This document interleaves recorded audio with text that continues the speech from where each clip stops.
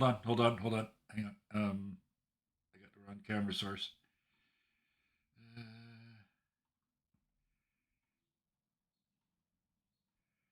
Chat, can you hear us? Or can you hear me, first of all? And then can you hear them when they talk? Go ahead, please talk. Oh, Yes. never Hello. mind. They Can can you hear hear you me? now. Yeah, okay. I fixed it. Yay. Reminds me Hooray! so much of the word I learned recently, which was professionalism, but Yes. almost as good as the other word I made up called plagiarism. We don't do So, professionalism here, just so everybody knows. All right, yep, go. we're professional on professionals, and we open up on a scene we drew the curtain on last section. Zane and Juliet had gone to the abandoned store that Alex had been running from not that long ago, the previous day, in fact. Only this time, they found a hanging body that spoke while dead, covered in runes. Zane was kind enough to break the runes and set that poor soul free. And as they were exploring, checking out where the mirror had originally been, they heard a rather authoritative voice and saw the flash of a high powered flashlight. Um, and was said, of course, "This is the police.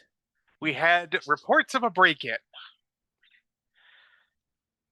Now, Juliet looks at Zane for a moment and just says, "Get out of here. I will be fine." And makes chewing motions. I'm going to hold you to that.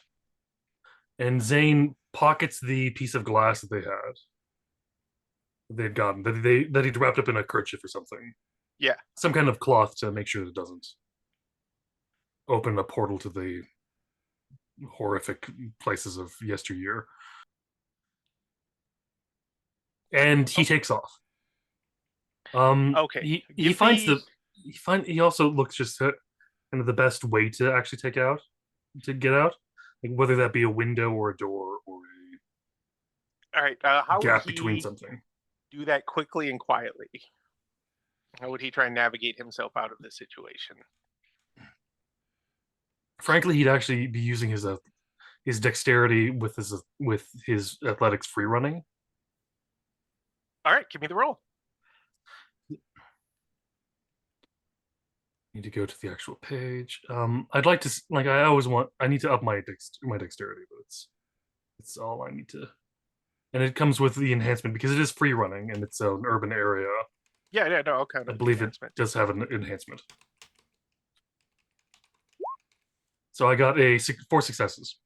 4 successes. All right. You perfectly just.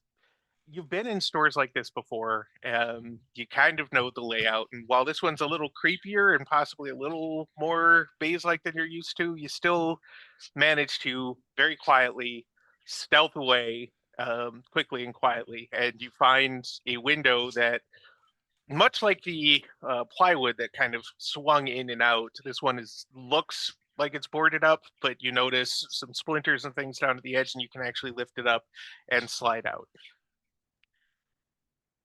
All right. And what are you doing after you get out of the building? You see the cop Um, car and some lights down. You come out at the back of the building, kind of walkway, and you can see on the walls of the building next to it the blues and reds going, but there's no siren. okay. He doesn't like he's going to take off in a direction where he and the cop car won't make eye contact with each other. Essentially, Okay. And it's right in front of the building, so since they parked a little ways away,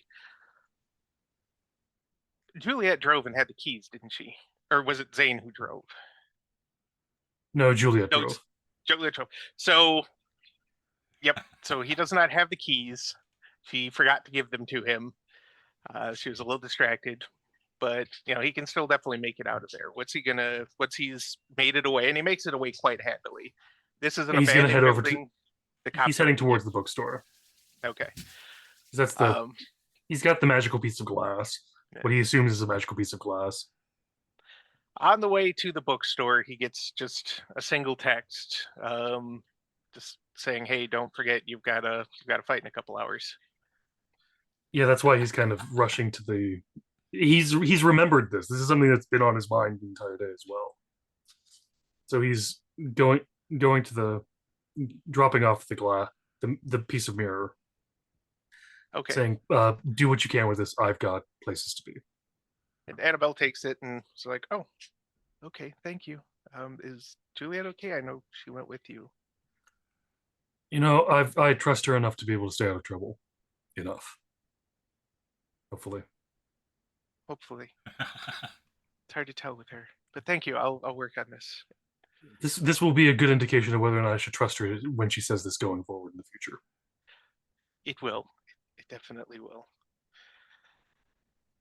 But I Anyways, think she. you don't drive, do you? I do.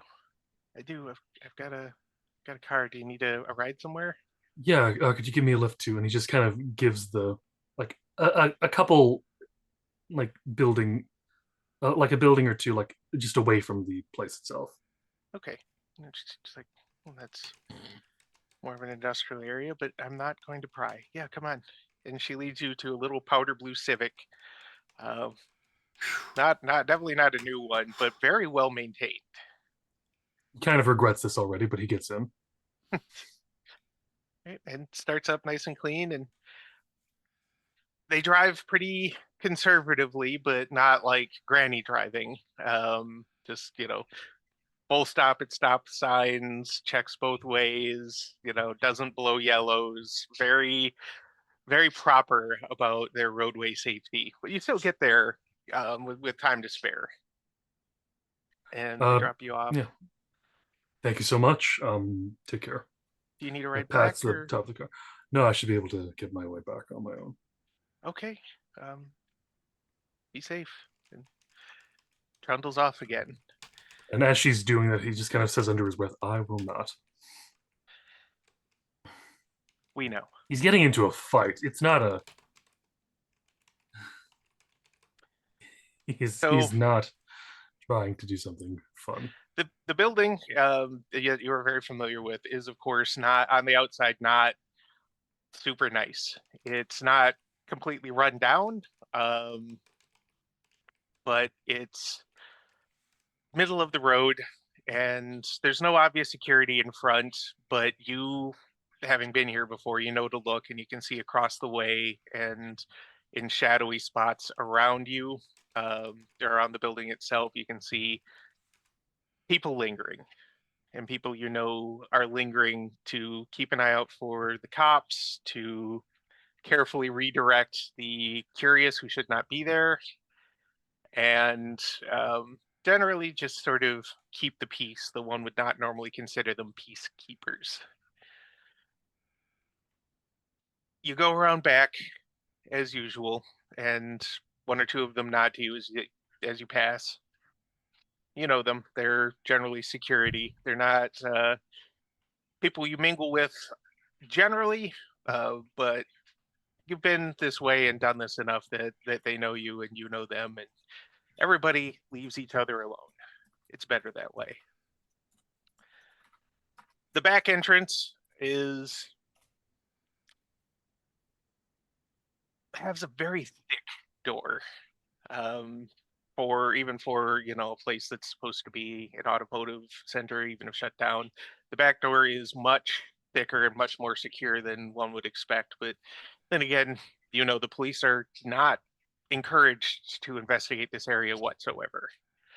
In fact, a lot of In fact, a lot of the favors. police that are even if there are any police that show up, they're definitely not on duty.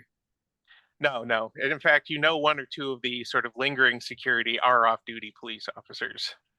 That's the kind of money and influence that's gone into this. I was also imagining some of the people betting on it would just be, Yeah, even if not officers themselves, like chiefs or something yeah. There's high enough in the ranking. the we'll call them the cream of the crop for the city. Although cream tends to curdle in this case, that seems probably pretty apt. I was just Is imagining them as here. the fat on the pigs. That works too. But they're well dressed, fat, and they definitely are they're definitely anticipating blood tonight. There's usually something, that sort of energy in the air when they're anticipating a fight. But for some of your most brutal fights, you recognize that there's been some hype put up around this one. They're expecting a good, long, bloody, protracted battle, the kind that really gets the crowd going, really gets the money flowing, and generally pays well for you, but you will also be paying for weeks. Yep. Yep. All right. Zane takes off the necessary pieces of clothing he has to take off to the stuff he wants to not bloody. Yeah, they've got a little changing area for you, and Oh yeah, the MC for the evening, who you just know is Tony. Nobody ever seems to know his last name. He's always very sharply dressed. This time in the color would best be described as plorange, like a plum orange suit. The that was once slicked said in an back SNL hair. sketch, wasn't it? Yes, it was, and I've been holding on to it all this time. Thank you. I'm just glad I was able to pull out from the recesses of my mind. That's where this comes from. Plorange. Orange, yes. And Tony sees you and kind of it's like indicates that the room is ready for you. But he's also busy kind of chatting up. The mayor is here. You definitely have seen the mayor before, and the mayor has seen you. That's Jameson Gadsden. He ran on a kind of strange, I'm your buddy, just call me Jimmy platform originally to get elected, but very quickly lost that whole I'm your buddy package and very much has been very heavy into real estate and development himself, and pretty much jumped feet first into what seedy underbelly there is in Merlefield. So, of course, nobody has ever accused him, even obliquely, of frequenting these kind of events. We know the drill. What happens at these events Yeah. But the little does locker affect room, how I vote, but that's something different. Yeah. He always seems to squeak by. He is, ever since his first, his first vote block, he has not been a landslide victory. He's always somehow found a way to squeak by with just enough votes to hold on to the office, no matter what the opposition is. And a lot of it probably comes from money splashed around and favors owed, but that's the way these sort of things go. Your locker room is not big, but it has, it has a couple clean lockers that you can secure with your own lock if you brought one, or you can use one of theirs. They take care of their fighters, at least. Yeah, they know me enough that I have one of their lockers, not a lock for myself. Okay. And it's got, a little bench, a little sink and mirror, a little toilet and everything. It's almost like a jail cell, but just kind of nicer. I mean, it's very, very Spartan because, well, you're here to get, your clothes off, then go bleed, and then come back and get your clothes on and leave. Pretty much the other half of the building is where gambling happens. For these events, they set up some roulette, do some blackjack and poker and such. Even though the real draw is the fighting, a lot of people tend to come with a spouse of either gender who's really not into the fighting, but is happy to go, spend some money, have some drinks, whatnot. Tony pops in a few minutes later while Zane's finishing up or possibly already done. Do you have like trunks and everything there, like a whole kind of fighting outfit or anything, or is it really just? It's basically just kind of I'd say almost trunks, but they're more like just long shorts. Okay. Because he's not an actual like official big fighter kind of person. Yeah. Like no, he's not trying to. Nothing is fancy about this. It's just okay. He's out and he's ready to throw hands. Yeah, unfortunately, like he doesn't have an entire luchador set up for himself. He's just Okay, no, that's fine. Tony pops in and he's like, Zane, buddy, glad you could make it. You can probably feel it right now. This is a big night. We've got some out of towners with a lot of scratch. Um, who's they the brought guy. in uh, Ronan the Wrecker McGinty. I don't know. You probably haven't heard of him. They brought him in from out east. Got this. They heard that for all that you've never really been official, you put on a really good show, and they're doing the usual, try to hype him up. Oh, he just can't find any competition out there anymore, sort of thing. I'm going to tell you something about the guy seems a little off. Like, I don't think he's like, you know, on something that's going to help him fight or whatnot. He and the out of towners seem a little off, but the money's too good. Are they all wearing weird suits that don't fit them quite right? No, no, they got that air, of somebody who's not where they should be, somebody who's trying to fit in, but Kind of like when you have like a prostitute in the White House sort of thing. that's a way to look at it. Yeah, yeah. A prostitute who's trying not to act like a prostitute, I guess. Either way, just be careful. Like, I don't expect this guy to pull a knife and try and shank you mid-fight or anything, but I also don't completely not expect him to try something like that. He knows the rules, and if he does, we'll take care of you and we'll take care of him. But I prefer we just have the fight. All right. Well, Zane just like finishes wrapping his hands and his feet. And I'm going to tell you, the purse for this, if you win, is 10 grand. There's You a know where to lot of send money it on already. this. I do. I do.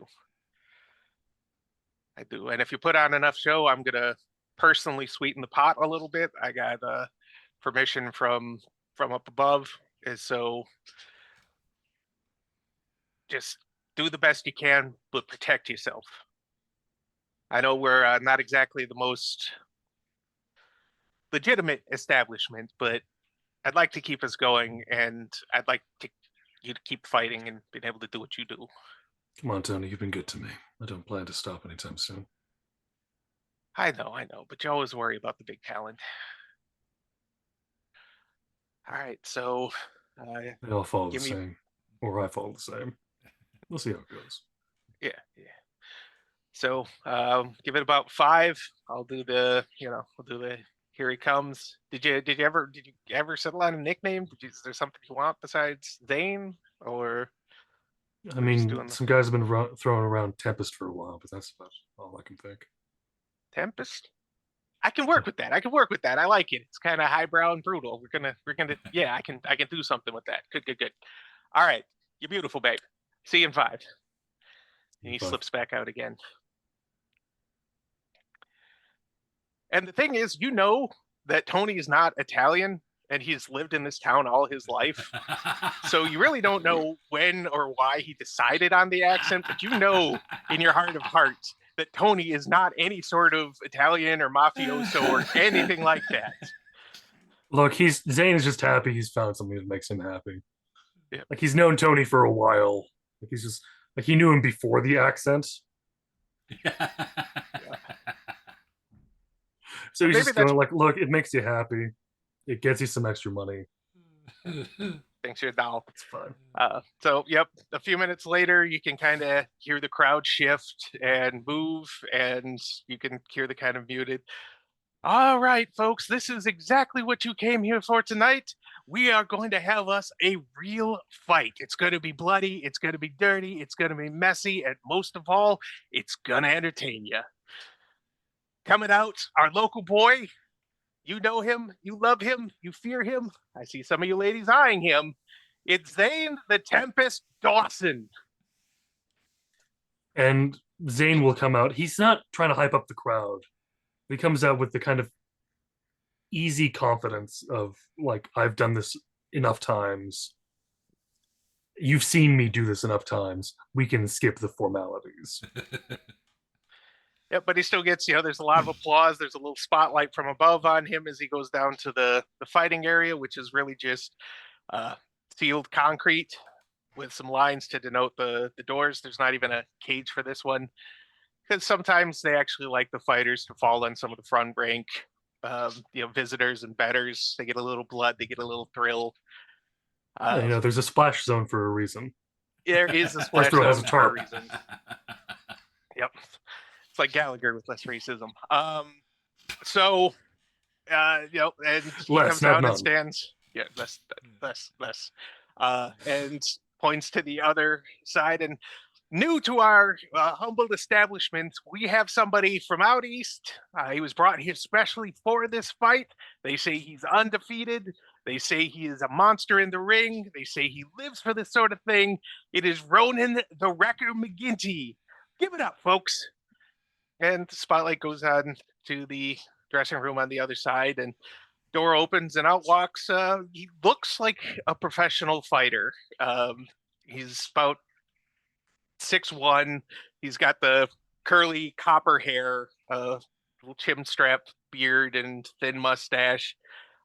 Pale as the day is long. He is leaning into this Irish stuff very obviously. His fighting trunks have shamrocks on them.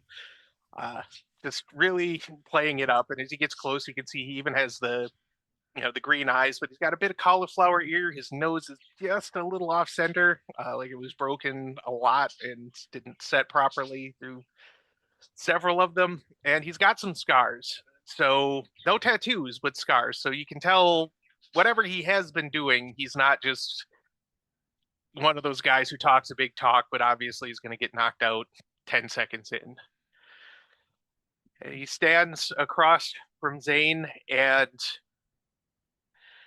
I wouldn't call it a feeling of recognition, but there's something about him that sets Zane's teeth on edge. Like seeing somebody you just know you should hate from the offset. I don't know how to describe it better than that, but somebody who is just, by their very existence, opposed to Zane and everything he stands for. Is the gut feeling. I get that feeling. I've had it several times and I've tried to prove it wrong. I've never proven it wrong. And he's got just a big sneer on his face, and he's definitely pumping up the crowd as he gets close to him. Yeah, kind of thing. Definitely showboating, and he does not look like he's taking the fight super seriously right now. Like this is all a show for him, and you are just a stepping stone on his road to something better. Even if he does use me as a stepping stone, he's not going to get far. Yeah, you know better. This is not a highbrow place.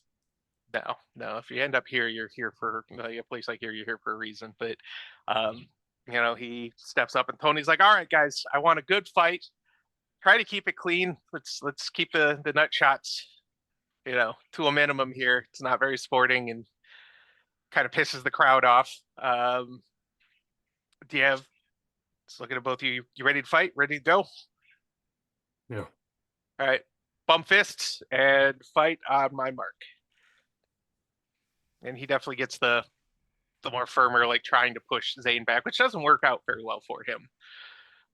But he tries to kind of do the little overwhelming thing and fight.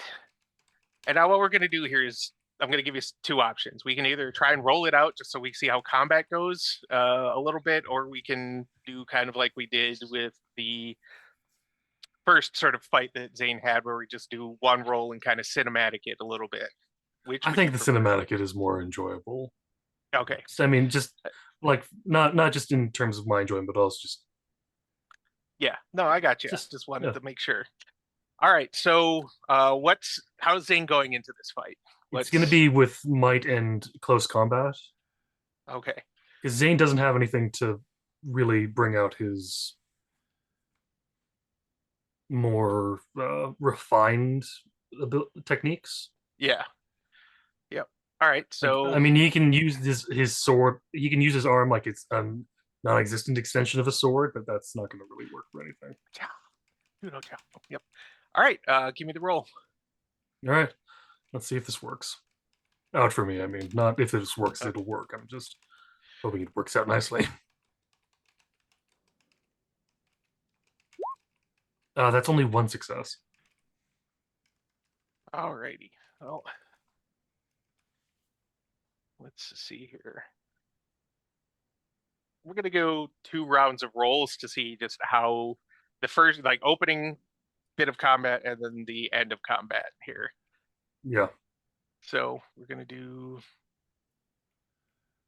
close combat with.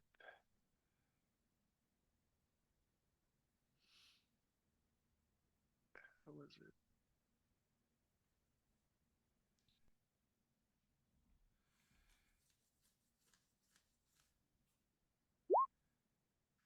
Okay, so Okay. Well, yeah, that's not going a lot better for either of us.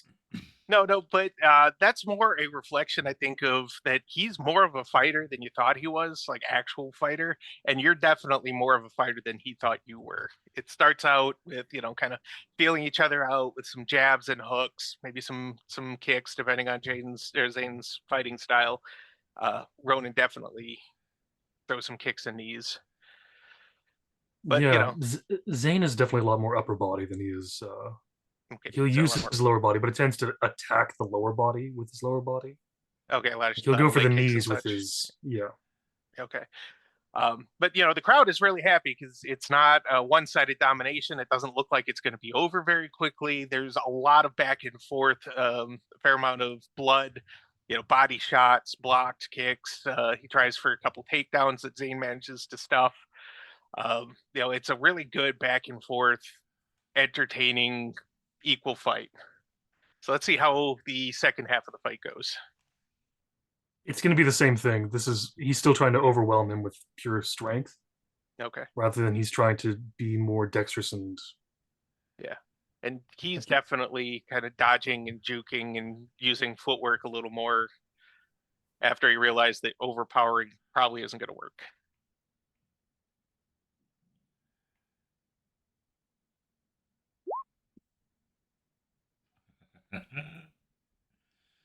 Uh-oh. I'm not very happy with this either. I'm going to give you a reroll on that one. Thank you. It's so many sevens. Yes. Like one away. Yeah. For those that don't know the Scion system, you roll mittfuls of d10s, hoping for 8s, 9s, and 10s. Yep.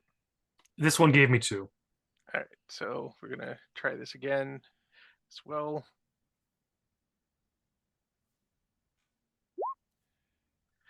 And 2. It's still, this is a long and drawn out fight, but it never gets boring. You're not going to the floor and clinching for 10 minutes just kind of wrestling with each other. It's still a lot of kicks, a lot of strikes. You're both starting to gas out a little bit at this point. What's your stamina? Oh, my stamina? Yeah, Oh, that's at 3 points. 3 points. Okay, so you're both about equal in stamina as well. So it's getting towards the point where you're both starting to feel gassed. You're both bloody. Nobody has been like dominating this at any point. It's been a surprisingly even fight, and the crowd loves it. The crowd just absolutely loves it. In some hind part of your brain that money is flowing back and forth and the odds are shifting. And even at the end, we're going to do one last roll to close it out. Nothing else, you've got my respect. You too. I didn't think you were going to be much, but. And he has an Irish accent. I just can't do an Irish accent for shit. So I I'm not even understand that. going to attempt it. There are like 50 different Irish accents, and they're all Yeah. like by like town. Still, this is coming from the person who learned how to do an Irish accent. I would like to. Zane will kind of switch up his footwork to kind of his technique. I'd like to kind of try to use what essentially would be like a sword strike. Okay. I think there are martial But- arts forms that are based on fighting like you have a sword without one. Yeah. So I'd like to use an enhancement just for this one. Yeah, I'll allow it.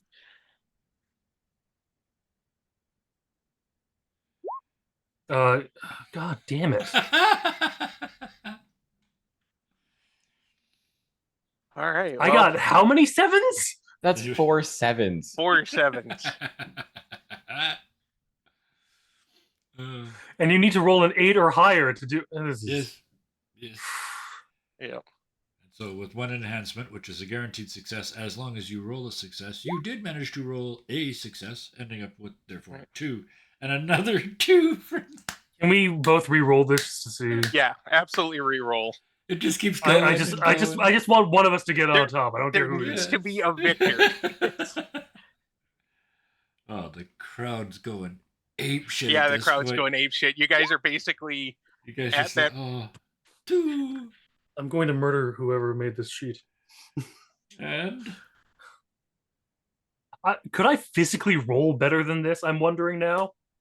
Jesus give me a Christ. physical roll, and we'll use the better of the two. We're gonna call this home field advantage.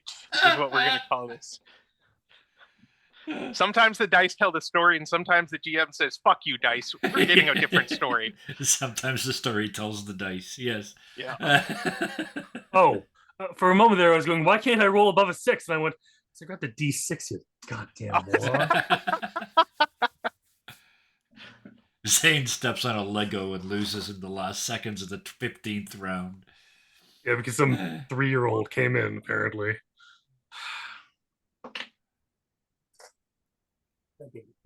All right. This is more I dropped this. Yes. The Fate Weaver rolled 3 successes. Not to build tension or Um, anything. That's okay. Well, 1 success. That's a 10, so I roll again. That one. Yeah. And I have a guaranteed success already. 3. Oh, yeah. 4. Okay, All so right. you can stop there. You won, unless you want to keep rolling. 5 successes. Okay. No, this is 6 Huh. because I didn't count my guaranteed if. Oh, okay, Yeah, This is 6 So successes. at the very end, you both draw as deep as you can because neither of you wants to end it as a draw, and the crowd hates it. Ronan definitely rallies. That was a couple quick combinations. Seems like he rattles you. You've almost got you on the ropes, and you come back with just you. For a moment, you actually swear that a divine light shines down on you, and angels are singing as the most perfect right hook slips right past all of his defenses, catches him flush right in the jaw, near the ear. It completely rocks him. Slow-mos would show like the skin on his face doing that whole I've just been punched really hard rocking thing. Sweat, blood splashes off him, which the crowd loves. If it's okay, it's just Yeah, because you of got what my divine area is. I'd like there to be if even in slow motion it would look like just a little tiny bit of static electricity almost. Okay, yeah, Just like a little tiny bit from his knuckle. like a it little touches spark, to the a fa- little crack, and even without that, he would have been down. But you have completely put him down for the count. With this one, he hits like a sack of potatoes being dropped, just boom, boom, and the crowd goes wild. There is cheering. This is honestly one of the best fights they've seen, like actual fights in some time. Some people do love a good, instant knockout when there are other fights to go on, but tonight it was just you two as the highlight, and you went the distance. You really showed them something, and in the end, you are the victor. Ronan is kind of carted off by some men in suits that you don't know. Not the not those suits. Just men in obviously off the rack, wear security and help kind of suits. Yeah. Zane definitely has scratches and blood on him. Yeah, I don't think the bruising is going to really kick in till a little bit later. no, it'll be some time, but he's gonna be covered in bruises, uh, which is to be expected. That's why they said you're gonna be paying for this one for a while. Yeah. Tony comes out and he's like, "Here it is, folks. Our hometown hero did it again. The Tempest was not withstood, and he wrecked the record. We love to see it. Let's give it up. Big round of applause for a champion. You know him, you love him. You probably want to throw some money at him. Zane the Tempest Dawson." And there's the cheering and yelling, and money is thrown. They make it rain a bit, but Tony will collect up for you and make sure you get later. That's good. If it was Canada, then that would just be coins being flung at him. It's tailing. Yeah, but we're not in Maple Narnia, so although we're not that far from it either, all things considered. But and to make sure you get back to your changing room, and in the changing room there are some ice packs, bandages, all sorts of stuff. And if you really need it, they always got somebody on staff, EMT moonlighting, something like that, who can kind of patch up the worst of it for you. Yeah, this was a long fight. It's just definitely checking like nothing's cracked, nothing's broken. Yeah. So They'll someone's definitely come to look at him for like maybe even like 20 seconds, but still. Yeah. No, he gets in this case he definitely gets the more thorough treatment. Raise your arms, heads along the ribs. How does it feel to breathe? Check your pupils, just the whole thing. They happy to slap some butterfly bandages. You don't have anything that's really going to need to be sewn up, but you definitely have, some things that are going to need to be covered, just some neosporin, something like that. They'll get you taken care of. Zane's And immediate by that plan point, is to get home and go into an ice bath. yeah, yeah. And by then, Tony has the money that was thrown, which comes out to about another $400 just in tossed cash. And he's like, "That was great, boss. That was fantastic. They ate it up. There's definitely going to be more fights for you. Um, I am going to sweeten the pot. I've got to make sure I know how much it is. And do you want that to come direct to you, or do you want that to go? Yeah, that one will go to me. Okay. Everything else, goes back into the Yeah. We got you. So you did great down there. anything. A sweetening is. I'm counting this as your gift to me. That's a good way to look at it. I always appreciate you, and I know the good that you do. So I do what I can. Thanks, Tony. Yep. You be safe, boss. Do you need to call a car or get somebody to take you back? Yeah, I that'd know it's a be ways. appreciated. All right. I left my car somewhere else. You left Alex's car somewhere else. But again, No, I so left did you, your man. car I left my car at Alex's. Oh yeah, you did. It's a Mustang, but it's a really beat up Mustang, but still, it's his and he likes it. Yeah, no, that's right. So yep, they get somebody to drive you back. They're happy to stop off and load the trunk with ice for you, and even help you bring it in. It's one of the locals talks a little bit about the fight, but more, what they could hear than what they could see because they were outside security. But Zane, knowing that this guy wants probably to hear some of it, will give him a bit of the play by play. nice. Yes, he definitely appreciates it. He's older, a little out of weight or a little overweight and out of shape, but can still do the stand around and tell people to piss off job. And he tries to, you can tell he's trying to kind of make up a story about a fight that he was in and totally won, but uh, you can absolutely tell this fight either never happened or it's something he saw on TV and just trying to pass off. It's not in the bag, but he still helps, gets you set up, then heads on his way. And you are comfortably in your ice bath not long after. And while you're resting in there, you hear the rustle of paper from the other side of your bathroom door, and you see something slide under the door. And that's where we're going to draw the curtain on the cold open. Thank you, everybody, for joining us Magnificent. here in our third episode of Everyday Divinity, a Scion Second Edition game run by me and played by these people who keep seeming to enjoy what I do inexplicably.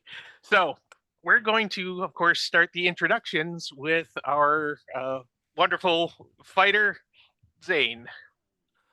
Hi, I'm the Scarred Adventurer. Tonight you found me as Zane Dawson, who is clearly uh, much better a fighter than I was, and also worse of a fighter at the same time than I was hoping you would be. The dice are sometimes just complete and total dickheads. But besides that, on Sunday you'll find me as Arthur Wolf in our Shadow of the Lockdown run by the wonderful Siosa. It's a lot of fun. Come over, see us there. On Tuesday you'll find me as Barlam in our Rise of the Temple run by the True Shadowmancer. Tremendous fun. I get to play a character that manages to skip rope, jump rope with annoying and endearing. I'm pleased with how that's going. On alternate Wednesdays, you'll find me running Oracle Force.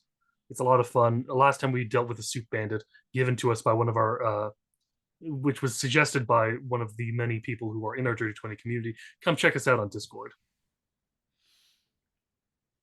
On Thursdays, you'll find me as Noel Harper or Satnile in our Deviant Paradox run by the wonderful Sarah Sands. It is tremendous fun. I am insane in that as well. I'm insane in most of the things I play, let's be honest. And when I'm not here on Dirty 20 Gaming, I am doing those characters. You'll find me working with Tangle Productions to bring stuff and or things to your sensory organs in the future. And I was thinking I needed to put up the link, so I did, and we both put up links. So fantastic. Is this a hot potato situation, or do I hand it back to you? Then I'm gonna hand it off to the person who also put up links. Hey, yay. Hey, y'all. My name is Sarah. I go by Sans on the Discord. I am on this channel 5.5 nights a week. I'm here tonight as Alexandria Melanoe. Hopefully that's right. I have no clue. Bison will probably correct me in chat. If you ever need to go like you're mispronouncing it. No. It's an ancient Greek dialect. You just don't understand it. On our Sunday game, 7th Shadow of October, I play Rosa Nix. She needs to talk to people. On Monday, Pandora's Gift Nightcast, I play Clarity Palace, the best healer ever. Our Tuesday game, Rise of the Temple, I play Aiko of House Wolf. And our Wednesday game, Mask Oracle Force, I play Nightwish. I'm still the leader, question mark. Especially after last session. And our Thursday game, City Mist campaign, I am the DM of the Chaos for Deviant Paradox. Just, you have to go watch it. There is no explanation for that game. And other than that, you can find me over on Tango Productions working with the Scarred Adventurer and Rock Paper Fox on stuff and things that'll come out eventually. Let's bop it down to Alexandria's brother, Xander. Hello, on is it Friday night? Friday nights, I'm known as Xander for tonight's game. I'm sure we've already said the name of it. Everyday Divinity. There we are. Playing Xander, our plant-loving maniac. He hasn't done too much like maniac plant stuff. He's definitely normal, right? Everybody in this town's normal, right? There's nothing weird going on. 100%. It's okay. Yep. There you go. The other night that is definitely perfectly normal, nothing to talk about, is our Thursday night show, Deviant Paradox, run by Sans. It's a lot of fun, lots of things, and the characters, they definitely mess with me a lot. It's all right. It's a good time, and if it's been nice we've had a break, but I know we've had a long enough break that plans have changed at least 3 times. But that's okay. Lots go on. I might give over in the Discord. Stop over. It's a great place. Lots of fun people. Lots of conversations. And the last player I'm going to throw it over to is Kevin. That's me. I am actually here. It's complicated. Let me explain. On Monday, I run 2 games. The same basic plot with 2 completely different groups of people, 2 very different teams, and the way that they are solving the same problems differently is exactly what I wanted to explore with this adventure. So that's going well on Mondays. And then on Wednesday, well, every second Wednesday, because if we did it every week, it'd be so much fun. We blew up. Hellhounds 20 runs a game for us. It's D&D 5e, but it is the Humblewood setting. And so you're running around as very cute creatures, birds and small furry creatures, and killing the hell out of things, which is a great combination. And then on Fridays, I get to come here and play Saul S. And if I'm completely honest, I'm watching Saul just as much as you are, because I honestly do not ever know what he's going to do next. And that's my favorite kind of character. So to get to that bit, but we're not going to start before he talks about his health. Bat Kyle. I changed his theme song so we don't have to pay. Yeah. That's fair. No, I dig it. I dig it. Hi, folks. It's me, your friendly neighborhood Bat Kyle. You can find me here on Fridays. This is the right day, running Everyday Divinity. And you can find me on Sunday playing Len. My arms are tired. Costin, who's been an owl for quite some time at this point, and also needs to talk to people. And also has not bitten a teammate. And then you can find me on the Discord being a total menace, because that is just how I do. You can find me in the chats of most of these games that have been mentioned, probably being a menace, because that's also how I do. And not really anywhere else, because I don't like social media.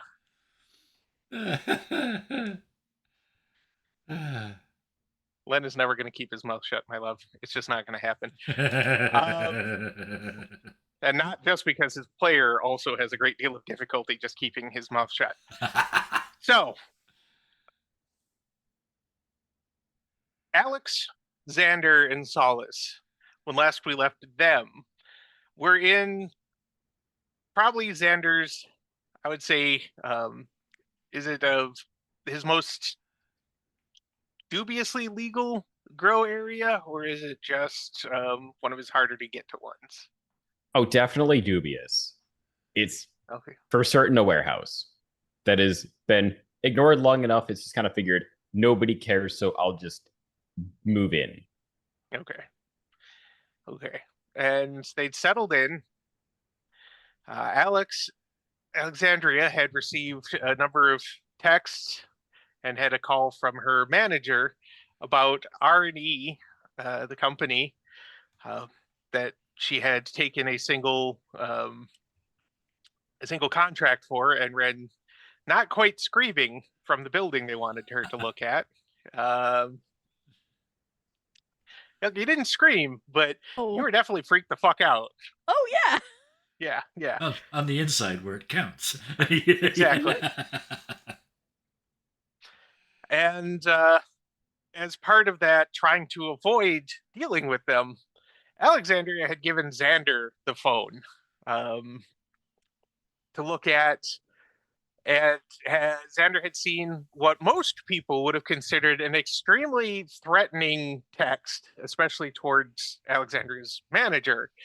But Xander is better with plants than people and just didn't read it that way and managed to actually swipe the message and block that number as well. So while that fun stuff was happening, Solace himself was doing a bit of a ritual. Little fire, little tobacco, Little rum. filled the area, the rum filled the area with smoke. And just before we closed the curtain, he saw what he was certain was a skull in the smoke by the door they came in on, and a figure eclipse the, grimy, you can't really see through them, but you can still see light variations windows. And after that little bit of eclipsing, there is the door handle rattles, and then rattles a little harder, and then a little harder still. Not necessarily like, somebody with inhuman strength is trying to rip it off, but more just somebody's really trying to handle. And Saul, being the closest to the door. Yeah, I was gonna say from the first rattle, it's not even a thought. It's like it's like Pavlov's dog. It's rattle, and I'm heading to open it. Okay, so is anybody stopping Saul from opening it, or okay? No. If Saul's gonna open a door, you I'm- can't. I mean, Xander has seen him go open doors upon hearing them. It's Oh He, no! he it's- almost threw a rock through the window when he saw the shape. So, but yeah, Alexandria, yeah. Alexandria just kind of moves in the shadows of this building very quickly to get in front of you, Saul, hmm and Right. immediately puts her hand on your chest, stopping you. And yeah, oh, go ahead. No, we'll let this play out first. he looks up at you, but they're coming in anyway. They don't need to come in, and we don't need to open it. Sometimes when you open a door for somebody, it kind of scares them a little bit, and the whole time he won't bump into you, but he's Kind of always did it. checking to see if you're going to let him by now, like if Nope. he's convinced you yet. And then by then, yeah, it's been Yeah, three. by then you hear another rattle, and then just a frantic, oh God, it's not gonna open. Hello, anybody in there? I thought I saw people go in here. I thought I heard hello, please let me in. Oh, no, and you hear footsteps, just frantic footsteps zipping away from the door, and moments later, a much heavier tread. Stomp, stomp, stomp, stomp. It doesn't stop at the door, but for a moment it pauses, and you can see like the silhouette of somebody, from the side. Whoever it is very big, like very Yeah. big, Uh-huh. and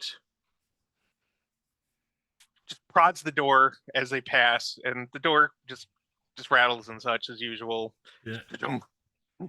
and continues to stomp past. As soon as they're 2 or 3 steps away, Saul's actually going to try a move. He's actually going to try and deke Alexandria out and get to the door. She hasn't physically grabbed him yet, so Okay, so how would he do that? that is definitely going to be athletics and dexterity, I think. Okay. Yeah, and I'm gonna immediately intimidate and be like, "Don't you dare!"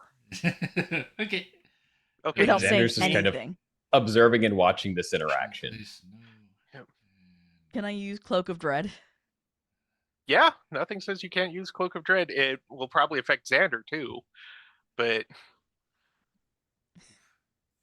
is it I can't remember. Is it a directed skill? You think it's project an aura more of like an menace aura, that yeah. terrifies and intimidates anyone who would dare cross you. Oh, okay. Well, then Xander's probably fine. Xander probably knows better, at least in this instance. I mean, I'm watching two forces interact with each other. Yeah. It's like I'm unsure who Why? the. Oh my gosh! Come on! The dice do not favor our players today. I don't know about that. Yeah. I'm about to have a really interesting experience. Yeah, you really are.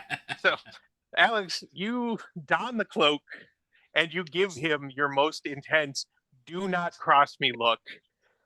And Saul isn't even really looking at you when you do it. Like he can probably feel the tingle on his skin, just a little bit of ugh.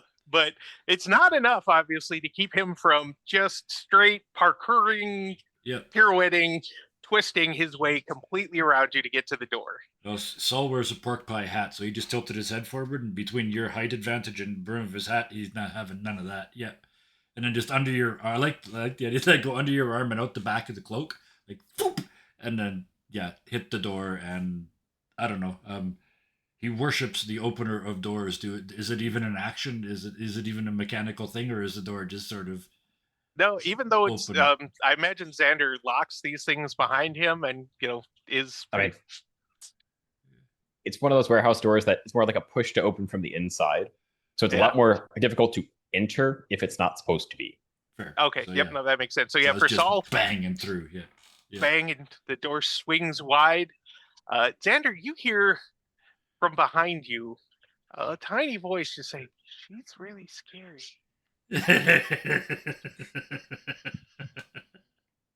It's like, oh, he's really scary. No, she's really scary. Yeah. Talking about She is? Alex. Yeah. Yeah, there's nobody can what she behind you. wants. It's just your plan. Yeah. I mean, she wonders why plants don't like her, and then the plants are scared of her. I mean, what do you want? Above table, Yeah. I waited 3 years to Iticus Sarah. We would definitely say Well played, sir. Well played. I I gotta didn't love even you wait as for it. long as you did. I went into I went into Obi.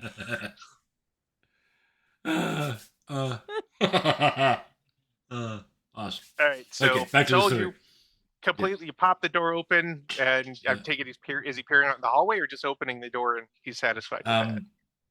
The alleyway. Sorry. Through the door and turning in the direction of, because we said we heard him come and then we heard him go, right? So I know which way he Yeah. went.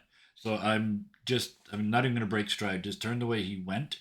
If he's not in front of me, I'm gonna close ground. If he is in front of me, I'll slow down and pace with him. But there's not really stealth, other than like sort of matching my steps with theirs. But other than that, no, I don't. I want to go see. Okay. So as he steps out, he can see surprisingly further down the alleyway than he would have thought somebody with that tread would be. Mhm. A hulking figure. We're not necessarily talking like Andre the Giant size, but this person is being whatever it is 6'6", 6'8", somewhere in there. Very tall, very bulky. Yeah. Not like not like power lifter, but just like the kind of person who looks like they've enjoyed good food and done a lot of manual work in their Yeah. life. Mhm. Got like a hunter's flannel on. I'm not trying to model him after you. Just kind of this is what he was. Some sort of faded jeans, big heavy boots, Okay. and completely bald, shining hair. Yeah. Look, So look, you didn't have to wear the flannel tonight. You could have been different. So You but know to, I was gonna wear the flannel anyways. Come on. I suspected you were going to wear the flannel, but to be clear um, though, it's not one of them with the capital T, because I know how they dress, right? The fancy suits and the Yeah. fancy shoes. it doesn't appear to be one of them. Okay. At least from it's not, because all of them were kind of skinnier, a little more slender in the suits on the more moderate size. This That's too whoever bad. it is, That's too bad. I was about to go steal a Toyota.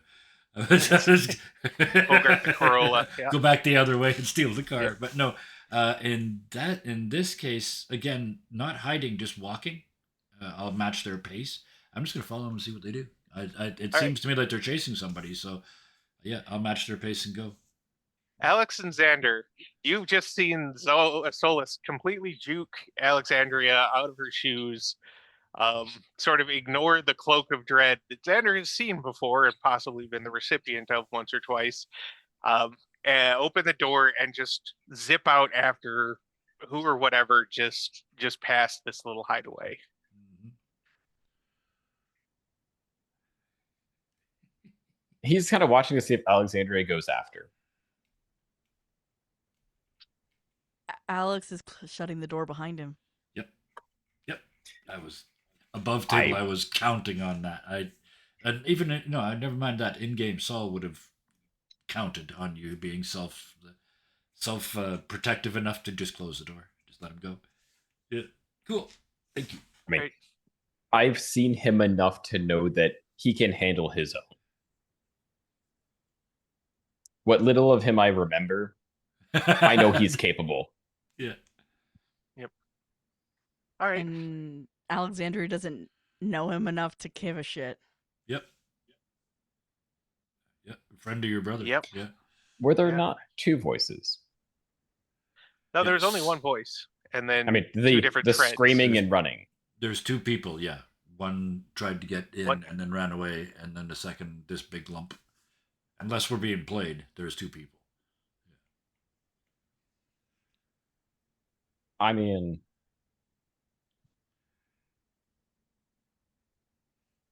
are you interested in the fate of one that may have screamed?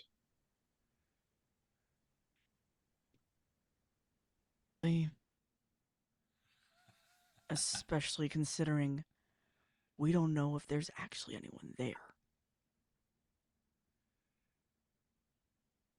When you run, you leave footprints. And I know how to look for that since when?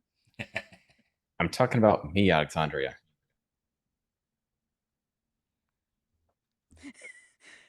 You want to stay hunkered in a warehouse for who knows how long? Or maybe find out how long somebody might have had left. Both aren't great options. Do you want to go help this small, strange dude? No, I'm mildly curious if he's alive or not.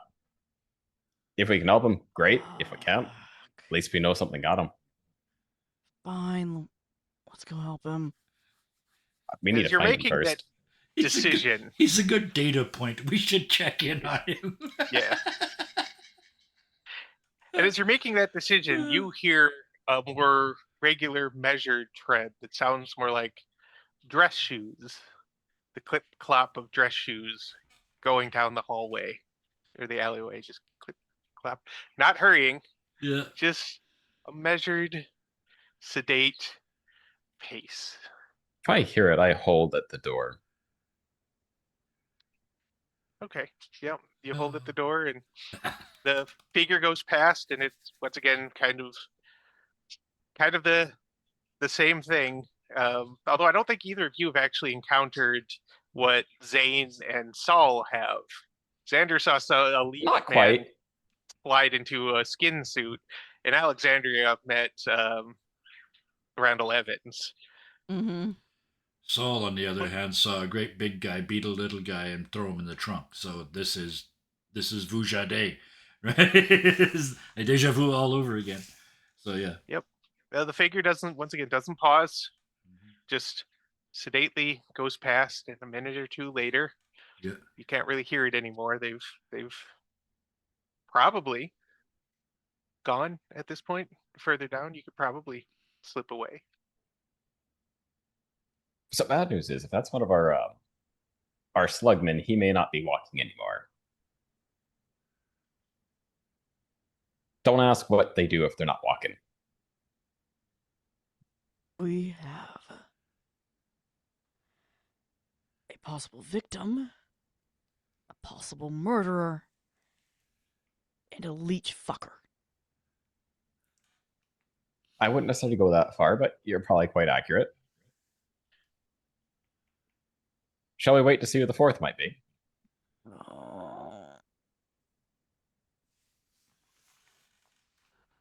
What do you want to do then? Not die. That would be nice.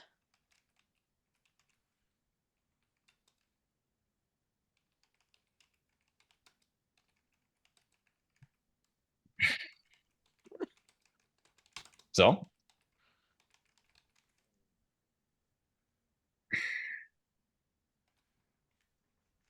There's a way you open one of these doors. Yes, it's going to make a bit of creaking, but you don't hear like the whole ka-chunk. And that's more what Xander is going for, just to kind of get a feel for more the air outside. Because there's been a lot of traffic for this warehouse. Yeah.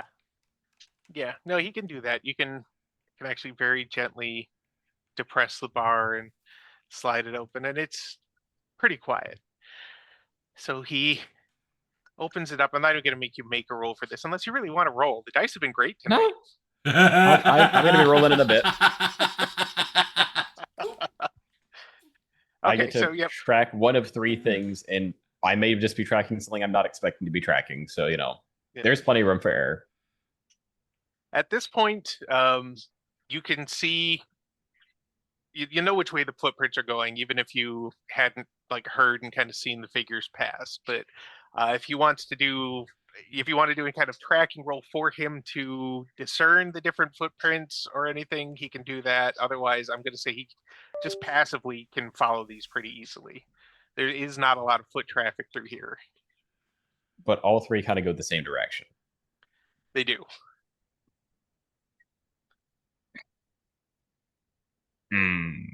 Do I want to know where they came from, or do I want to know where they're going? That is the question. Alexandria, where they came from or where they're going?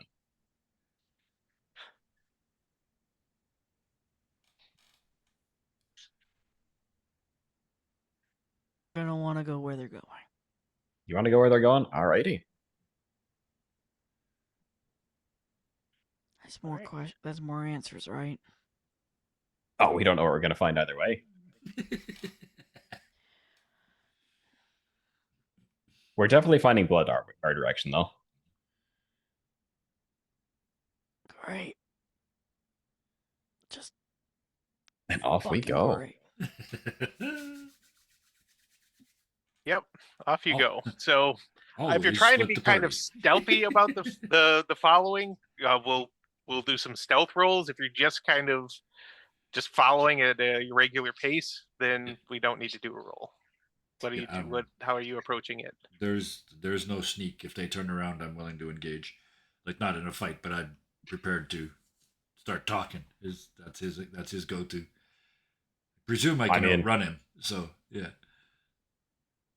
So whom Well, is I'm assuming to Xander, or is it Oh, sorry. the three?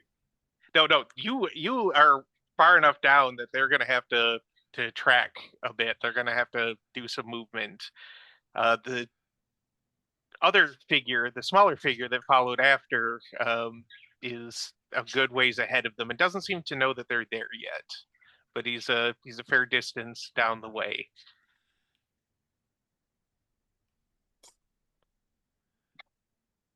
Alexandria is being as sneaky as possible. Okay, how would she do that?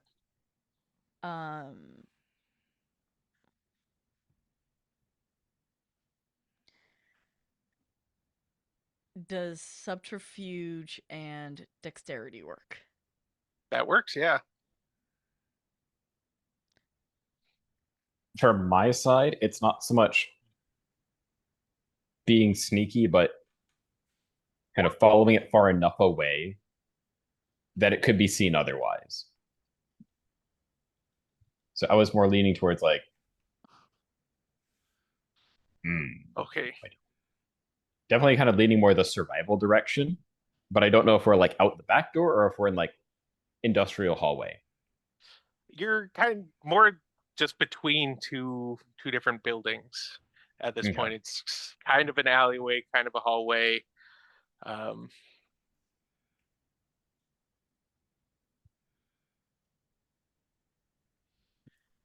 I mean, ideally, I'd like to go like resolve survival or athletics would be my ideal. Which one? Just you make the call in this one. All three can be applied. I mean, Alex is super sneaky. Alex is completely just. Yep.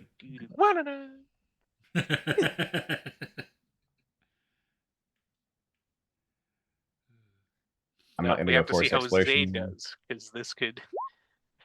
Oh my gosh, the one out of we take one. One is okay. Yeah. So he might have gotten a little bit closer than he meant to once or twice. But no, the three Easy. successes is still really good in this. He's less sneaky than Alex, but I read he's also less. I read Alex's cunning subterfuge. Not the. Oh, I didn't read the three. No. I got the wrong roll. Scroll to the bottom. Scroll to the bottom. Yep. So you got the three. Alexandria got the four.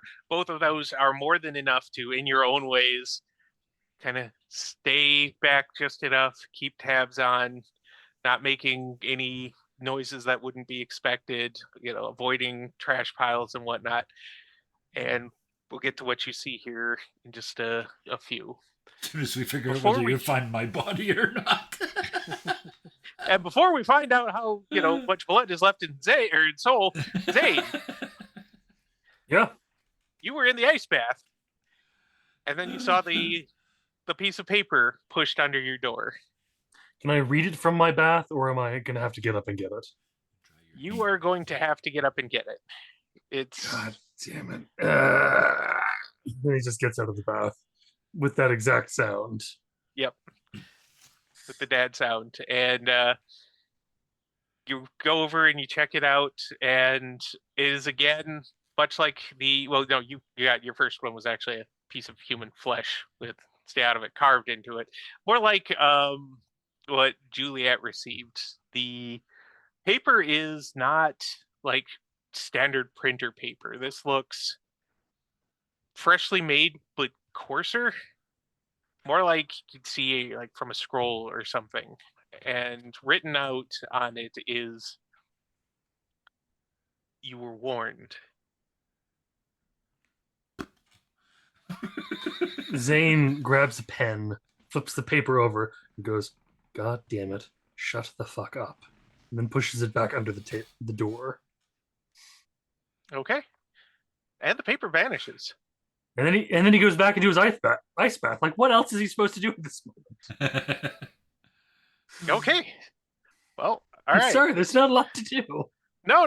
I mean, there were options, and going back into the ice bath is definitely one of those options that you could take. So we're actually going to flip to Saul now. We'll get back to tape. Saul, Yes. you the large figure in front of you still doesn't seem to actually have clocked you at all. They seem very focused on their quarry. The smaller person that you never really made out, but sounded rather like people you know. Sounded more like a desperate and probably destitute or homeless person. Yep. They just had that kind of, I can't afford dentistry and I don't exactly eat healthy, and just the tone. And it doesn't take long before the big figure turns down. It's kind of a corridor, not much of a really an alley. Looks like it might go into another yard. Yeah. But the fencing there is still very well maintained, and the concertina wire atop it is a little rusty, but still looks like it will cause some problems. So it looks like it does it look like the victim is cornered in there? Yes. Okay. As soon as he sees that, he steps to the closest wall and palm slams. I'm hoping it's metal, just like the side of a warehouse, and just bang, bang, bang, bang, bang, bang, bang. The second he steps out of sight, the big guy steps out of sight, trying to get him to come Okay. back. The big guy does not seem to be deterred at Yeah. all. There's a growl. Mm-hmm. The growl of a big man who's possibly been a little startled, is possibly a little annoyed, but is not Okay. going to change targets. There's a grin. Like for all the world looks like I gave you a chance. Mhm. And then full speed sprint into that space. The intent is to get the big guy, to distract the big guy, to allow the opening of the way so that the other guy can get the hell out of this trap. Okay, so And what would you he's roll? willing to play in there all day long. I think probably athletics and dexterity. I'm also willing to subterfuge and dexterity, maybe, to actually kind of.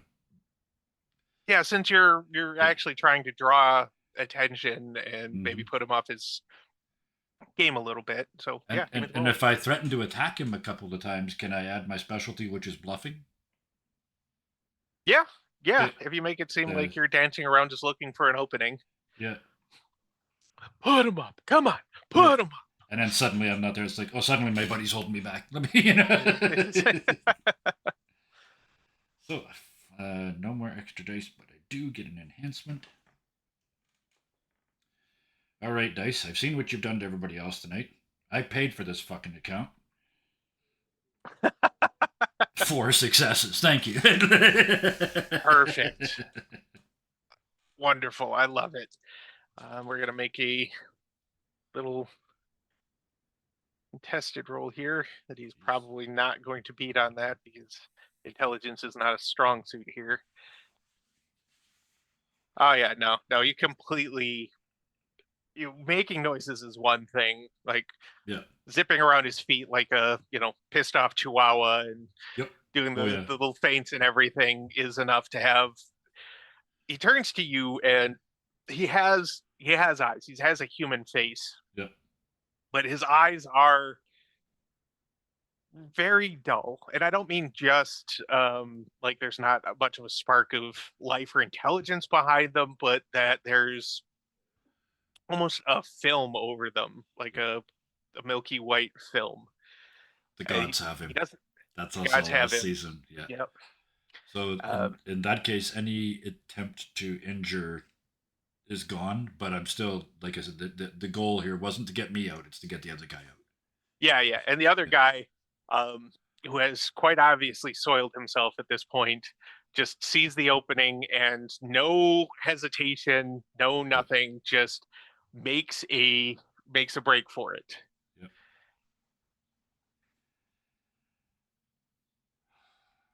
And he gets out. He gets out and he turns to run back the way he came. And you see him just Yeah. dive around the corner and start taking off. And then you hear, Yep.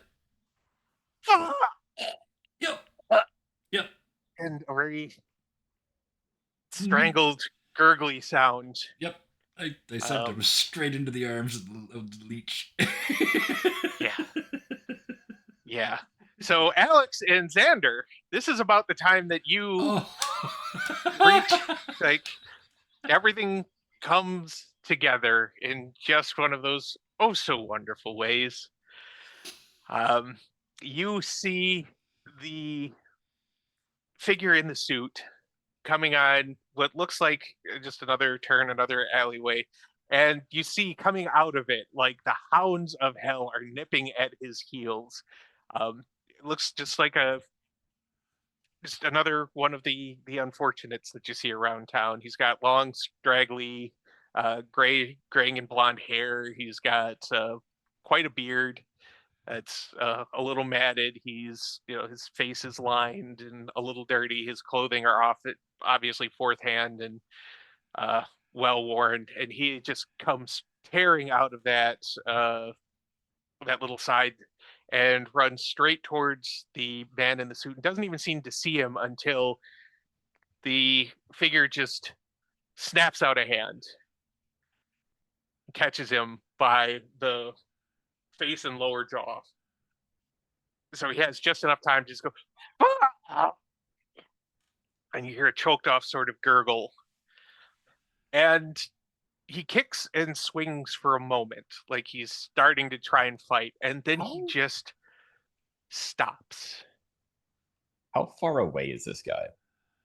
I'd say he's about 20, 30 feet ahead of you guys at this point. You rolled really well, so you were able to stay on his tail pretty effectively. Oh, that's close enough to yank a corpse.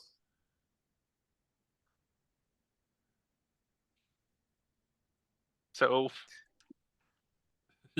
Just, I'm still trying to process that sentence. How close do you have to looks be at to yank Alexandria. It's just like the corpse?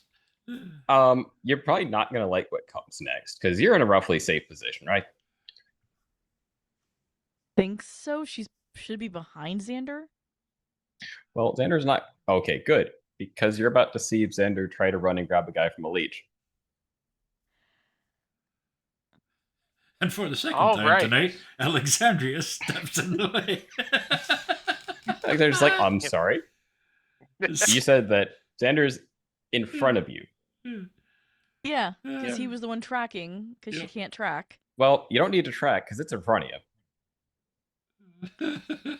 All right, so Xander, what exactly are you going to do here? I mean, realistically, it looks like he kind of caught him by like the face in like throat area. Mm-hmm. So Xander kind of wants to basically run by, kind of grab more like the lower torso and keep going and see what follows. Okay, so what skill / attribute would he use to do that? Clearly not intelligence. Yeah, absolutely not intelligence. No, I'm not. Nope. I'm gonna let this happen Players letting this Um, happen because Alexandria has no clue what the hell her brother's about to do. So definitely this is the athletic side of him. And your Okay. sister has no athletics.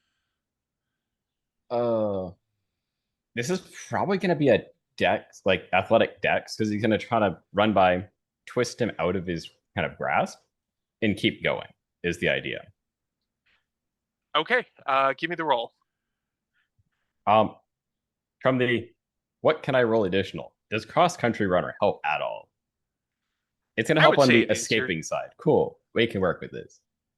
Yeah, because you're Athletic. used to, running, and he does a lot of his running, I imagine, and cross country stuff with a lot of his kit on him if he's out in the forest. Yeah. So yeah, we'll go with that one. Cool. That looks like a 3.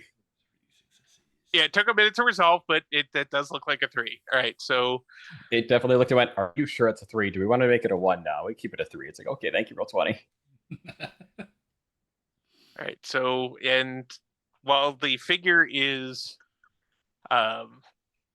surprised by this, he's also trying to hold on. So this is going to be contested roll. Well, I'm not surprised whatsoever. Yeah, thunk. There's a world that this thing rolls like a 5. It rolled a 2. Okay. Okay. So how this plays out is the figure grabs the homeless guy, lifts him up, and is bringing him closer and tilting his head. So Xander can see as he runs by to grab this guy and yank him out of the grasp. And this guy, you hear a little pop as his jaw dislocates because he was being held onto quite strongly. And Xander also sees what appear to be a circle of sharp teeth emerging from between the lips of this figure, one of the, as we've called them so lovingly, hell evangelists, or at least I've called them in my head hell evangelists. And the screech that it unleashes when you have taken its meal is piercing and utterly inhuman. This is the scream of something that was never human, never will be human, has a bigger throat than you probably might have expected until you got an idea of what it was, and It's mostly it throat. is angry. It is mostly throat. Angry and shocked. And as you were running down the alley with this poor guy who's like, "Oh, thank you." Oh. It doesn't seem to be able to move very well at the moment. You hear the sounds of shoes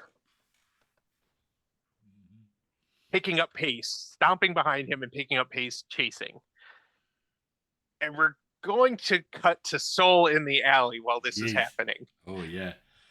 As soon as he sees the glazed over eyes and realizes this is the fault of the gods and not the acts of a human, it completely changes. He stops moving, other than if the guy's still trying to hit him, but other than that, he stops moving and just, again, like I said, he leads with his face, so he kind of leans in, comes looking way up at this big dude, and in the name of all the Orishas, drive that spirit from your head. And I would like to try to persuade and manipulate this person into no longer being possessed by a god. That is Solus's level of fucking ego. He's also got a specialty in debunking theories, if that helps. In this case, that would not apply. No, But okay. he can. All right, give me the roll and let's see what happens So here. it's- Saul, I will exorcise Yes. the demons. So that's only 9 dice. So let's see. 3 successes. 3 successes.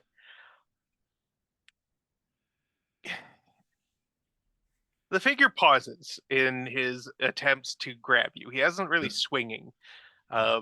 Seems almost like he has directions to subdue, and his target may have changed, but the directions did not. And as you try to exercise him through the force of charisma and will. Yes. He does seem to pause and just be very confused for a That'll do. moment. You can see the Yep. film lift for just a moment, and it's like, Yeah. Uh-huh. Yep. and are you going to do anything with that time while he's distracted? Yes. To assuage his own, and well, actually, not to make it an echo chamber. He waits until he can see the clear eyes. So it's like there he's fixed, and then bolts because he heard noises out in the alley. Yep. So And as Sol goes to bolt, and you don't need to make a roll for this. You've managed to short circuit that poor, not very efficient brain. He sees Xander booking it past the hallway, carrying the guy that Sol just Yep. rescued, for given Yep. value of rescued, and right after him, he sees not the televangelist that he's seen Yep. before, But a another new one. Yep. A new one. This one has short, almost military brown hair, completely clean shaven, very narrow face, kind of a hawkish nose, very thin lips, strangely bushy eyebrows, in Yeah. a midnight blue suit, and once again, kind of battered, but they look like, at least at one point, they were very high quality Oxford shoes. Yep. Always with the shoes. Oh. Always with the shoes, and just and then Alexandria standing behind that, looking nonplussed. you haven't got there yet. Okay. You'll see her in a moment, because Alex didn't chase, as far as I know, any of this. Right. Alex was just Okay. like, I'm hidden. All right. I'm right here. So, and the other thing Saul sees is, as the hell evangelist is riding past, he sees those teeth sink back into the mouth, and like the jaw had completely distended, like it had popped out of sockets. The corners of the mouth tore but didn't bleed. Yep. And all of that sort of just back up into a normal face as he gives chase. And then he pops out, and Alex is still rolled so good, he doesn't even see her, but Alex, you see Saul just kind of. What Saul does all comes down to whether he thinks Xander and Alexandria were coming to save him. And I don't think he does. So I leave Xander can take care of himself. Saul knows this. They know each other. They trust each other. Yeah. He turns the other way. It was in his head when he first came out. He's going to look for the Toyota Corolla. That these things inevitably drive around. Right, so he's going to backtrack exactly the way they came, including if he gets back to the warehouse and he still hasn't found it, then he's going to go the way he heard these footprints, the big heavy footprints, come in. Okay. So at least he's got a vector off that door. Yeah. He heads down that way. Alexandria, you see Saul just come out and be like, oh, and go completely the opposite way from where Xander went. I'm going to mute and laugh my ass off over here. Excuse me for a moment. Yeah, she just watches. He just watches them both like go off on their own. And she also watches the leech disappear too, right? Yeah. The leech went after Xander, and his rescuee are still just heading straight out towards the street at this point. Which is the same way as Soul, right? No, Soul went the way you guys came. Yep. Okay. So yeah. Soul went back the way you came, so he passed you. Yep. Xander went further down the way you guys followed everybody in. You were so well hidden, Saul didn't see you when he ran past. Yep. Yep, so it's a look one way, look the other. I'm just getting the fuck out of here and just leaving. Like, not dealing with this shit. She's going to call her manager on her way out as well, just to be like, I'm taking that vacation. Okay, perfect. So Boy, I sure hope everyone's still doing well at the apartment that I left. I'm certain it's still there. all right, so we're gonna kind of go in this order. Um, Soul first. Okay. It takes you a while. Yeah. You don't really have to track though, but you do eventually run across a rusty lime green Corolla. This one doesn't seem like it's as well taken care of as others, but Yep. you can just tell. You don't Mhm. know why the Corollas, but they've all got Corollas. Yep. The keys are not in it, Okay. which happens. How is Soul going to steal this car, or is he just going to disable it? First of all, is it locked? It is not locked. Okay, so open the door, get inside, close the door. That way you look like you own it. Minor character bleed. Toyota Corollas of an age are remarkably easy to hotwire, said the guy whose parents owned one when he was a teenager. It really isn't tough. It really is pull out 3 wires and touch them together until 2 of them go boom. So yeah, that's When he his plan. Yeah. when he goes to do that, it looks like it had already been hot wired. Oh, There might not perfect. actually be any keys to this vehicle, so it's if he knows how, it doesn't take much for him to and start it up. Mm-hmm. Okay. We've been calling it an alleyway that we've been running up and down. Yep. Is it wide enough to drive in? Not quite. Oh, okay. In that case, I'm going to slap it in gear and go around the block to wherever the other end of that alley is. Okay. In So- their car. Well, also at the same time, and I'm willing to crash if this is necessary.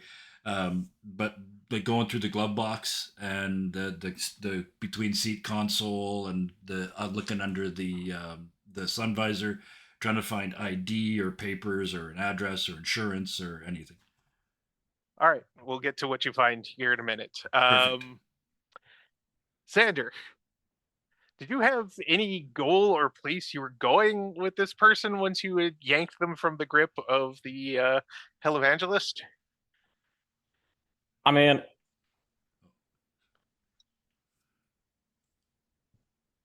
it was kind of one of those nice I'm this far.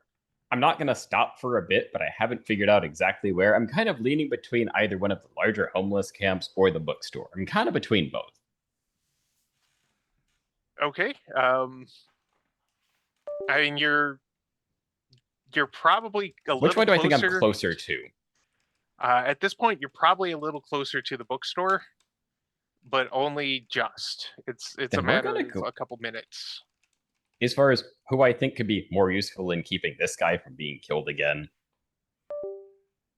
probably the bookstore is going to be more helpful than him screaming about nearly getting throated by a worm in an alleyway. Yeah. I mean, it's probably not the strangest thing this guy's ever screamed, but it's still that's a unique one. So yeah, okay.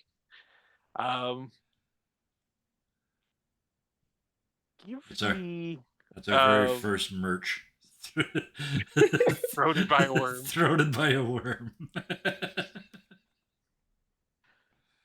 okay. Give me just what's his highest resilience score out of You have mental, physical, stamina social? or resolve. Which one do you think he would use to huck a whole person who's does weigh more than his usual set of gear and keep carrying him while being chased by an angry leech priest?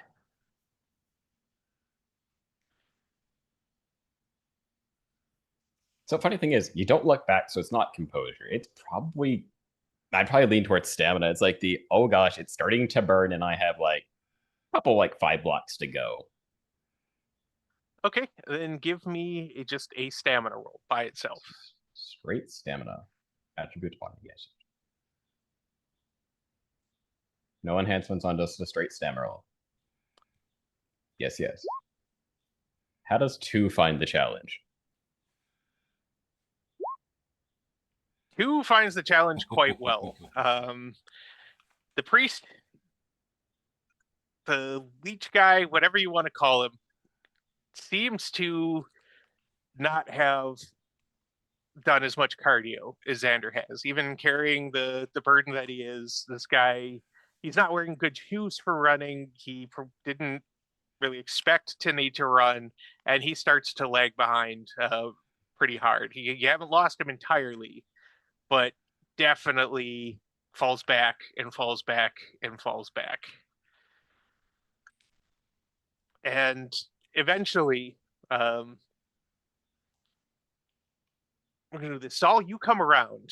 And since you're in a car, even though they had a bit of a lead, you're in a car, even if it's a Corolla, you do start to catch up. And you're pulling up, and you see just running down the street, which the very few night people who are out completely ignore, is the priest and then Xander and company. What are you doing here, buddy? I lurch the car towards the priest, think better of it, and do the pull alongside, reach across, throw the door open rescue mission for Xander and like throw the front door open so that he can throw the back door open to throw the guy in so he can climb in the front seat and then do the dramatic drive away. That's my plan. So yeah. It would kind of be a first. Where are you bringing him? he tips his cap to you and says, "Wherever it is you're going, sir." Do you have time to be asking these questions? No, I love that moment. That's like Saul and Xander. Yeah, magnificent. Yeah. I mean, it's kind of if I try to move him into the vehicle, there's a good chance that I'm dropping him. And we're both moving at speed. There's going to be a roll for... So it's probably safer if I just continue on. Okay. If you say no, I'll continue on. He just kind of waves you on. Yeah. Slam the door, pull in between Xander and the bad guy, and hit the brakes. I wanted to get him to run into the back of the car. And he does. Yeah. He does. He's not ready for you to brake check him with his own vehicle. And there is a thunk and another one of those inhuman screeches. Okay. And grab a hat. Yeah. Bang on the Yep. Like a hand slams onto the trunk, and you hear a screech of metal. Yep. Grab the fingers sink in. Grab the 3 wires, pull them all out of the steering column, like by the roots, throw that on the floor, and bolt in a completely different direction from the one Xander went. I'm presuming this guy's... all I wanted was to create gap for Xander, right? You definitely created a lot of gap, because it's hard to say, but you think he might be a little confused. Like he expected you to take off and drag him or something. Oh, yeah. Yep. And so he's just like... Yep. Mm-hmm. Pulls his hand out and then finds the wires missing from his car that's now just sitting in the street. And there is another, third for the evening, inhuman screech of rage that sounds actually surprisingly like... but fed by like 30 different voices and slightly different registers. None of them pleasant registers. Yes. So best part is that Zoom cut that out. It was great. Oh, okay. Well, it didn't sound like human voices anymore. So well done. Thank you. And Alexandria, you said you call your manager? Yeah. All right. So there's a ring, and then sound of it picking up in a very familiar, unwelcome voice. Ah, Miss Melanoe. We were wondering when we were going to call. We did tell you it was a grave mistake to not work with us.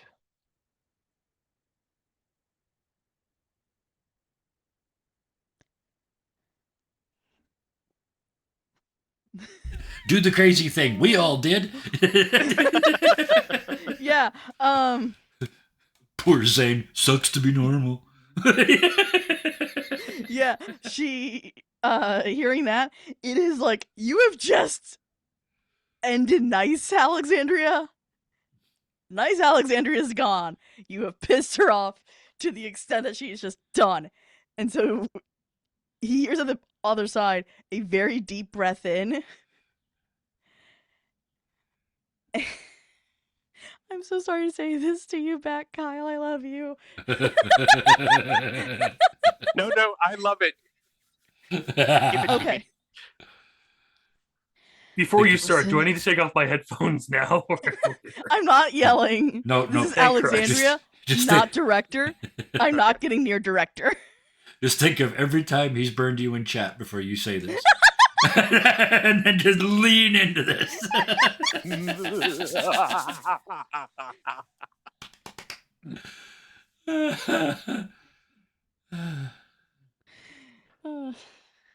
Listen here, you greasy ass sleazeball. I am so fucking over you. The fact that you have decided to bring in somebody who has nothing to do with this other than being my manager means that you have not only crossed the line professionally, but also personally. I'm gonna warn you one more fucking time, bitch. Fuck off. That And was a hangs up. lovely speech. You just hear that. Oh, that was like click. Snap.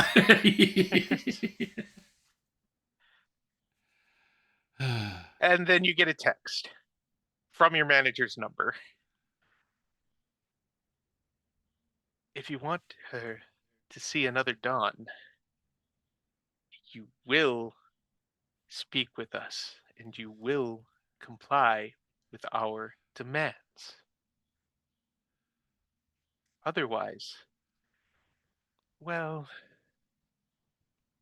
I would say something trite like they'd never find the body, but they will find the body. And you'll know everything she suffered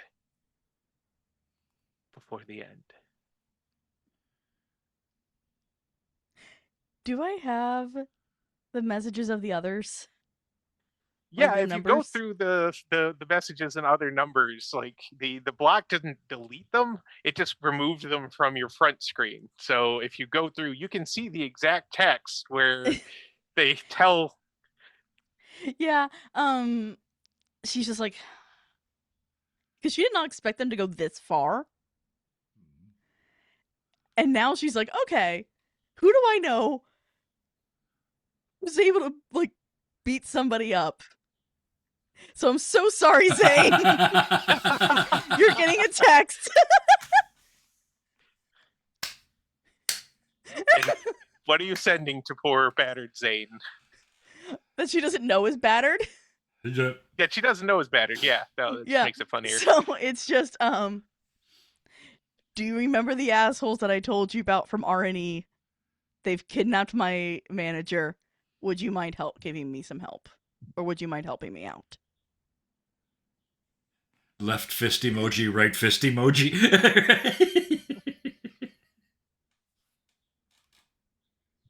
Zane, I'm assuming at this point Zane has gotten out of the bath and he's waiting until like it's fully melted essentially, because that's the level of trying to Battered he reduce is. swelling he is. Yeah.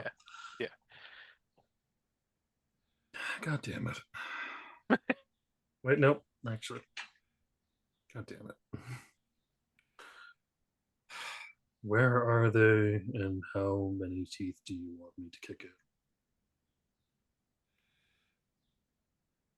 She's gonna text the guy at RNE and say, address. I'm glad to see almost immediately, just the time to type, but almost immediately is like, glad to see you came to your senses. It should go without saying that to involve the police is to ensure painful death for both of you. You will meet us at, and they give you an address of, once again, another one of the sort of failing industrial areas near the edge of town. This one's definitely more logging heavy than some of the others. It's a place you've never really taken any big jobs for because nobody wants to do anything there. it's definitely not in your pay grade if somebody decides to try and buy one of those properties and build it up. But you also know that most of the attempts to build it up have failed spectacularly. And not through, no big mystical, oh, a bunch of people have died or anything. They just seem to run out of steam and end. But you get an address.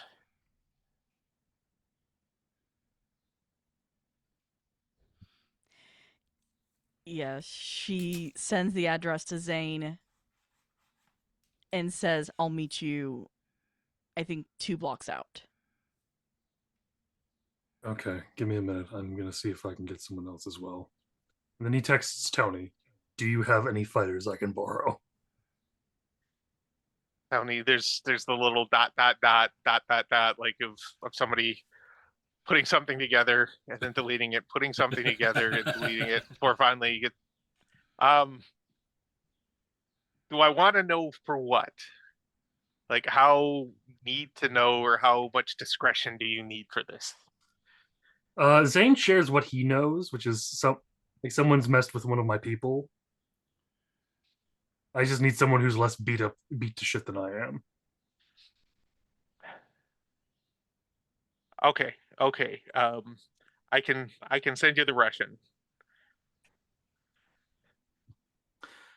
This is as a I'm saying it as remind me, but I don't me player knows nothing about the Russian. Do they get along? Yeah. The Russian is actually the thing about the Russian is he's big and scary and can fight, but he's also generally just a big marshmallow. He's one of the ones they keep around more for intimidation. He can take a beating, and he's usually one of the ones they send into the bigger out of control battles. But normally he's just a very nice, very even tempered, just large and tough guy. Zane goes, yeah, send him, and send him with a sword. I'm gonna need some extra. I need Fucking sword. I need something, a machete, whatever you've got, something swordy. Okay, a machete I can probably do. I was like, Zane, you know me. Where the fuck am I gonna have a sword? I don't know. Ask one of those weird rich pricks. They're not gonna give me one of their swords. They'd show them to me, but they're not gonna give them to me. I'll figure something out. I'll send you something. I just need something relatively swordy. This isn't a need to know. It's just it's easier to do something with a blade. No, I really don't want to know, Zane. Just don't get the Russian sent to jail. He's really don't go to jail yourself either. Whatever this is. All right, so Zane goes, wait, give me a second. Maybe ixnay the sword, but give me 1 second. Quickly goes in and texts. No, it's the bookstore owner. I keep forgetting her name. Annabelle. Annabelle. I was Annabelle and go. Do you have any swords I can borrow? Oh, not needed. Dot dot dot dot dot dot dot dot dot, and then finally just yes in all caps with like 3 exclamation points that are actually swords. Yeah, yeah. It's even got the emojis. Yeah. Oh yeah. I will come by and grab one soon. Okay. Thank you so much. Yeah. Thank you. All right, so we're gonna and kind then of do he a thing like here. ixnays the sword. Yeah. Okay. From All right, Tony, so Tony's like, a ridiculous thank thing. God. Okay, yeah, that is a ridiculous thing. All right, just be safe. Don't be too crazy. I'll send the Russian.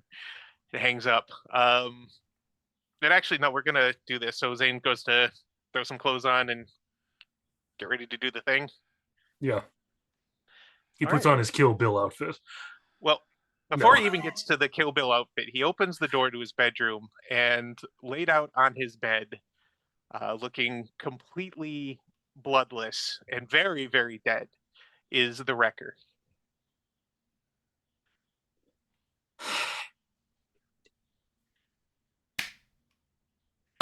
And Tony, that's where we're going to call the fuck did you do to my apartment? The No, fuck he's are you not doing talking that. about? And that's where we're going to draw the curtain for the night. Just a few minutes early, but it's about the right place for it.